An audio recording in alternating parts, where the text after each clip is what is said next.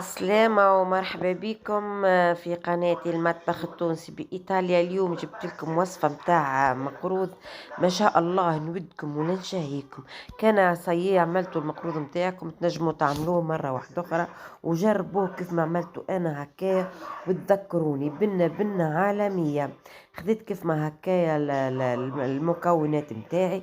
خذيت زوز صحافي سميد متوسط، صحفة سميد رطب وصحفة فارينة وصحفة ونص زيت زيتونة. وخديت هناك شوية ماء، حطيت فيه شوية كركم، حطيت فتيتة ملح في الصحفة متاعي كيف ما هكايا.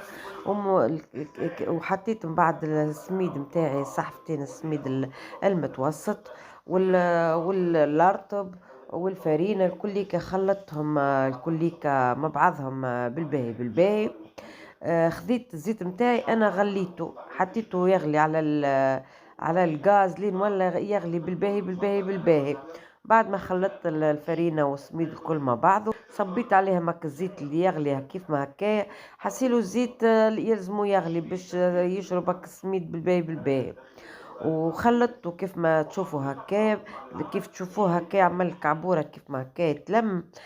صي صافا باهي الزيت متاعو، تخلوه يرتاح كيما تحبوا انتو، نصف ساعة ساعتين. خليت حضرت التمر متاعي كيف ما هكا، شوية زيت زيتونة، شوية شورت، شوية قرفة، وخليته على جنب. خذيت رجعت بعد حكاية سويعة هكاك، خذيت العجينة متاعي متاع السميد، صبيت عليها أكل ماء اللي خلطته بالكركم من قبيلة معاكم، وعجنته بالباهي. خذيت كيما هكايا شكلته كيف ما هكايا بالقالب. المرة هذه عملته بالقالب أنا. خذيت كيف ما هكا نحط تمر نسكر نعمل بالقالب بتاعي. ما شاء الله نودكم ولا نشهيكم كيف ما شفتوا هكايا.